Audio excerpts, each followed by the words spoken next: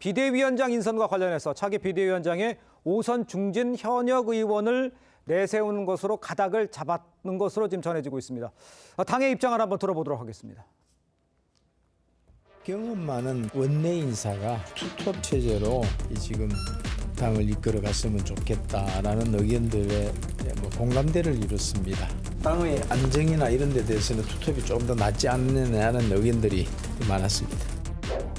우리 내부에서 하는 게 맞다는 게 대부분의 의견이었습니다. 혼자서 할 경우에 아무래도 업무에 과부하가 걸리고 앞으로 이 당대표 역할을 하는 비대위원장이 해야 될 일이 많기 때문에 투톱으로 가는 게 맞다.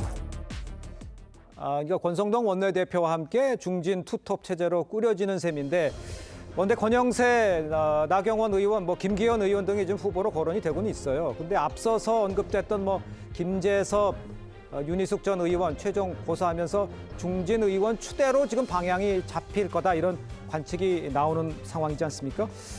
윤기찬 부위원장께서 보시기에는 이 적절한 건지 여기에 대해서는 어떻게 생각하십니까?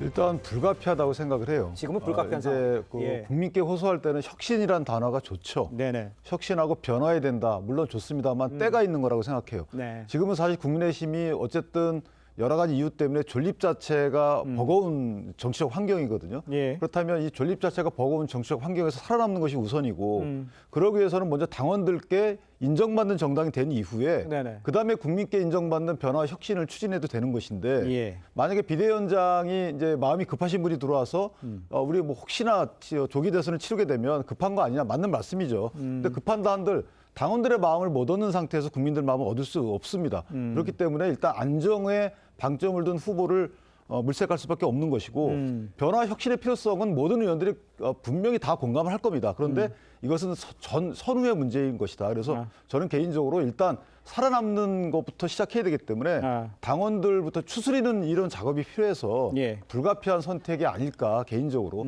그 이후에 만약에 조기 대선이 치러진다면 조기 대선에 맞게끔 어차피 대선주자가 나오게 되면 그 대선주자를 중심으로 또 변화 혁신을 추구하게 되겠죠. 예. 그다음에 만약에 대통령이 돌아온다면 또 대통령 하에서 변화 혁신을 추구할 다른 분들이 또 들어와야 되는 것이고 이런 식으로 정치적 환경에 맞는 지도부 체제를 선택해야 된다는 측면에서 보면 저런 중지가 일단 저는 이릉 수긍이 됩니다. 알겠습니다.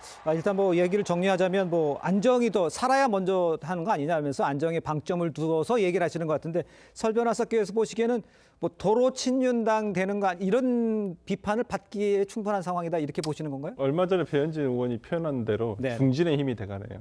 국민의힘이. 예. 근데 이게 정말 보고 있으면 네. 지금 현재 국민의힘은 악화가 양화를 구축하는 형세라고 저는 보여요. 그러니까 지금 어찌 보면 이 개혁적이고 이런 젊은 세대들을 좀 내세워서 당의 간판으로서 키워야 되는데 지금까지 국민의힘이 윤석열 대통령 집권 기간에 불과 그 짧은 집권 기간에 몇 번의 지도부가 바뀌었습니까? 네. 그 안에 이준석, 한동훈, 김기현 그 외에도 수많은 비대위원장들 얼마나 많이 바뀌었습니까? 예. 그렇기 때문에 젊은 당연히 얼마 전에 말이 나왔던 김재섭 의원이라든지 정말 윤희숙 전 의원이라든지 이런 분들이 당의 간판이 되기가 너무 두렵죠. 예. 이렇게 한번 쓰이고 그냥 버려지는구나. 이렇다고 한다면 본인의 정치 인생도 있는데 저는 그걸 스스로 만들었다고 생각을 해요. 근데 지금 저는 국민의힘은 답이 없다. 솔직히 말씀드리면 어찌 보면 자칫하면 지금 탄핵 심판의 결과에 따라서는 조기 대선을 관리해야 되는 집행부가 될 수도 있는데 과연 알겠습니다. 지금의 중진의 힘으로 될까 싶습니다. 알겠습니다.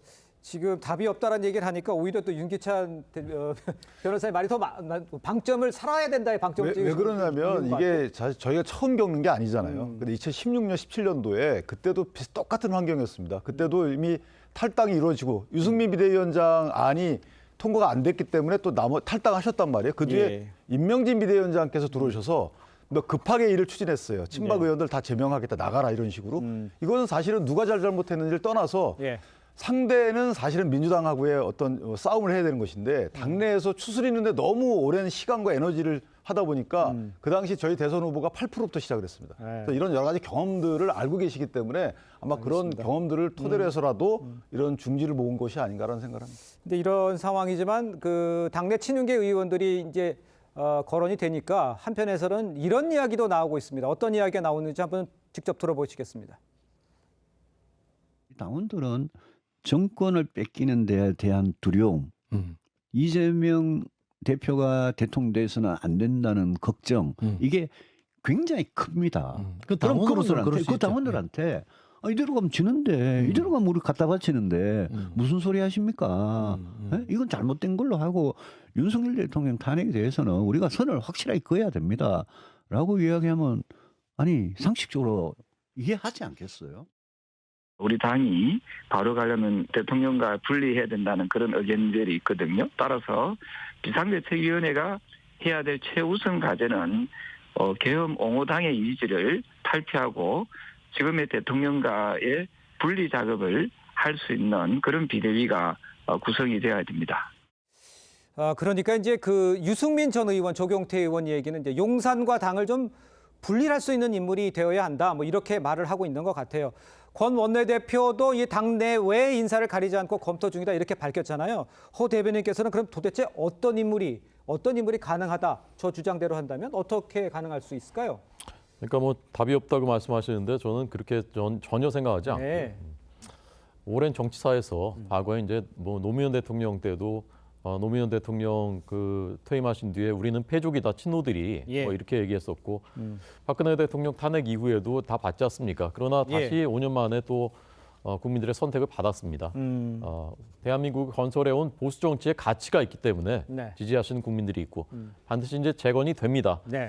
다만 지금 그 내놓을 수 있는 우리가 그 간판이 혁신적이고 개혁적인 그런 그 지금 말씀하신 분리 이런 걸 상징할 수 있는 인물이면 저도 좋겠다고 생각합니다. 네. 그런데 이제 좀 안타까워요. 저는 김재섭 의원이나 윤희숙 전 의원이 이런 상황에서는 본인의 정치 생명 저는 고려할 것이 아니라 유불리 따지지 말고 앞뒤 가리지 않고 뛰어드는 사람들이 있어야 되거든요. 그렇죠. 희생하고 설령 자기는 여기서 끝난다고 하더라도 저는 그렇게 생각합니다. 그런데 지금 이제 불발되는 것처럼 보이지 않습니까? 예.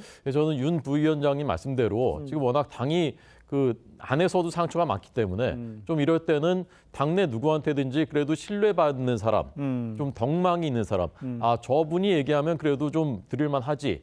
이런 사람이 그런 지도자가 이끌어 나가는 것도 지금은 그 나름대로의 장점이 있을 수 있겠다. 그래서 이제 권성동 원내대표가 이 비대위원장 안 하고 투탑으로 간 것은 그래도 친윤 색채가 좀 덜한 사람이 비대위원장으로 가서 지금 말씀하신 그런 분리를 해나가는 입장 표명 해나가는 그런 것이 저는 수순이 필요하다고 봅니다. 알겠습니다.